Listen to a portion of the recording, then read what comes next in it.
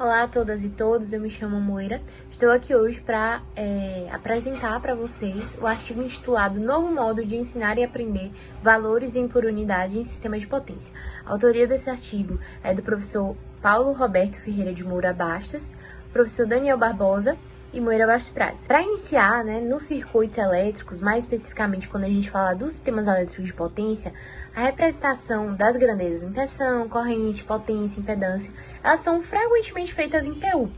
Mas, em geral, nas nossas universidades aqui no Brasil, os alunos sempre apresentam uma dificuldade para entender o que é o conceito, como aplicar, e aí acaba que escolher as grandezas de base, executar mudanças de base quando se faz necessário, são problemas que podem se tornar futuramente um empecilho na compreensão do assunto da disciplina como um todo.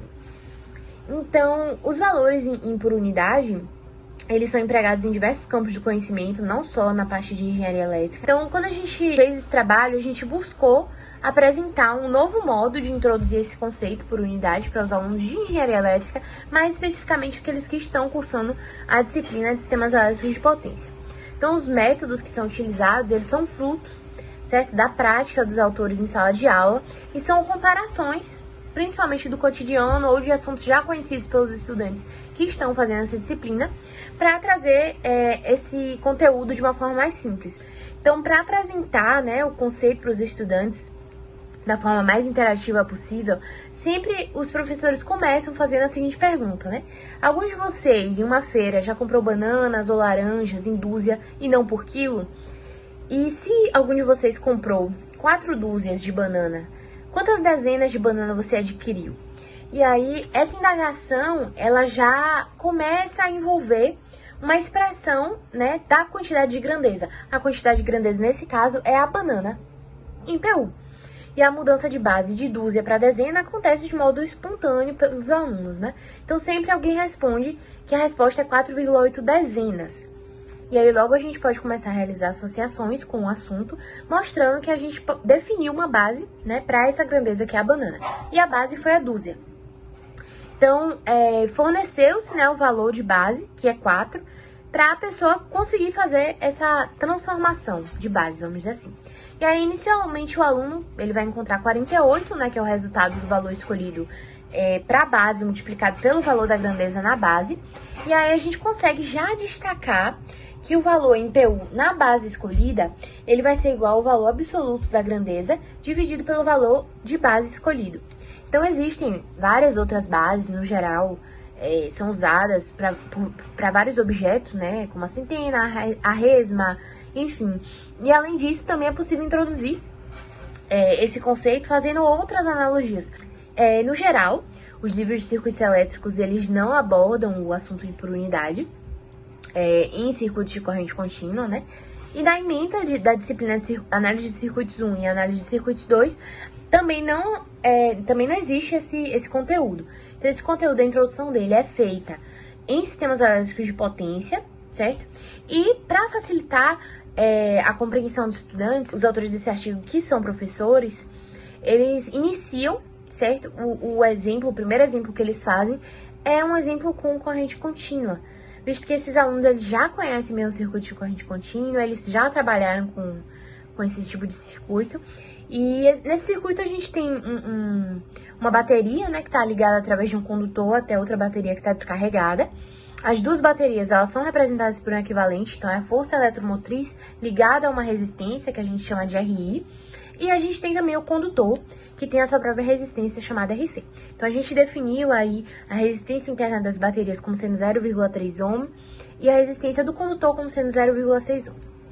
E o que é que a gente quer saber? O que é que a gente questiona para esse aluno, Quando a chave S está fechada, qual é a corrente que vai circular no circuito?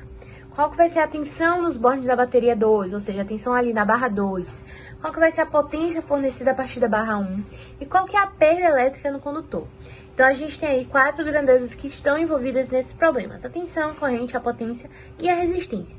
Então, como nesse circuito nós temos 2 grandezas independentes, a gente vai definir, como vocês podem ver, 2 grandezas de base. Nesse caso, a gente escolhe a tensão e a potência, como vocês podem observar aqui no slide. Então, determinando, a partir disso, a nossa corrente de 2,5 A. A gente vai chamar essa corrente de corrente base, pois ela foi definida através das grandezas de tensão e potência de base. Então, a resistência de base também parte daí, e ela é encontrada como 4,8 ohm. Então, a gente consegue redesenhar esse circuito e fazer uma representação em PU dele, como vocês podem observar nessa figura. A partir daí, é possível a gente determinar a corrente após a chave S ser fechada, né, como sendo a diferença das tensões das baterias dividido pela soma das impedâncias em PU. E a gente obtém um resultado de 0,8 PU. A gente consegue determinar também a tensão na barra 2. Ela pode ser calculada como sendo a FEM, né, 2, a força eletromotriz da bateria 2, mais a queda de tensão na resistência interna da bateria 2, e o resultado é de 1,05 PU. E a tensão na barra 1, que é determinada também pela força eletromotriz, mais da bateria 1, menos a queda na resistência interna da bateria 1. Portanto, né, o resultado é de 1,15 PU. E a potência fornecida, né, a partir da barra 1, ela é obtida pela tensão V1 multiplicada pela corrente. E a perda, por efeito Joule, né, no nosso condutor, ela vai ser dada por RC, né, que é a resistência do condutor, vezes a corrente ao quadrado. Então, a gente obtém aí, respectivamente, para a potência fornecida a partir da barra 1, 0,92 PU, e para a perda, por efeito Joule no condutor, 0,08 PU. Então, obtendo esses resultados no SI, a gente obtém para a corrente 2 A, 12,6 volts para a nossa tensão na barra 2, 27,6 watts para a potência fornecida a partir da barra 1 e 2,4 watts para as perdas no condutor. Então, a gente consegue mostrar também que o circuito em por unidade terá outros valores para grandezas, né, caso a gente escolha outra base. Entretanto, se a gente retornar sempre no final do exemplo para o resultado no sistema internacional, o SI, os valores sempre são iguais. Então, caso fossem escolhidos outros valores de base, como por exemplo, a tensão de base como 15 volts e a potência base como 45 watts, isso implicaria em outros valores de base para a corrente, por exemplo, 3 amperes para a corrente e para a resistência de base 5 ohms. Então, nesse caso, os resultados vão mudar, mas quando a gente terminar o resultado em PU e transformar para o SI novamente, eles vão ser iguais. Então, diversos livros em CEP apresentam uma expressão para a mudança de base, mas o nosso desejo, né, nesse trabalho é evitar a memorização de equações. Então, vocês podem ver aqui a equação, que ela geralmente é apresentada como equação para a mudança de base, mas a ideia é que a gente evite essa memorização e por isso, né, o desenvolvimento desse exemplo é tão importante e deve ser realizado utilizando bases diferentes e comparações diferentes. Aqui a gente pode ver um exemplo maior, né, que está presente, o exemplo ele está realizado ali no artigo, detalhadamente. Aqui vocês têm o diagrama dele no SI, certo? E agora vocês conseguem observar o diagrama dele em PU. Então, a partir da transformação desse sistema em PU e da realização de um exemplo, né, de calcular a corrente, calcular os valores para esse sistema, a gente consegue definir 5 grandes vantagens de se trabalhar com grandeza em por unidade.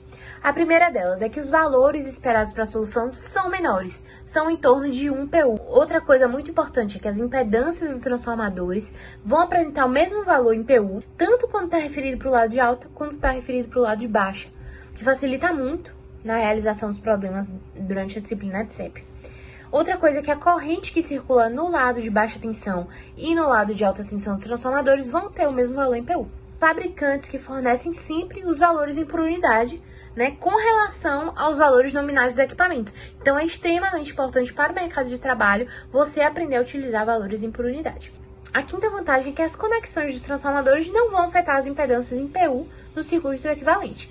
Então, quando a gente apresenta para o aluno dessa forma, né, que é feita nesse trabalho, que é desenvolvida nesse trabalho, a compreensão é muito facilitada, desperta um interesse maior por parte dos estudantes, a interação é maior, e esse trabalho, né, ele foi uma combinação de cerca de 20 anos de experiências de 2 dos autores, né, com a vivência de uma estudante que foi submetida a esse método e que também atua como monitora da disciplina de Sistema de Potência 1 há cerca de 1 ano e meio. Para os trabalhos futuros, as evidências do desempenho, né, estão sendo coletadas para que a gente possa realizar uma análise quantitativa e, né, evidenciar isso de outra maneira. Obrigada pela atenção.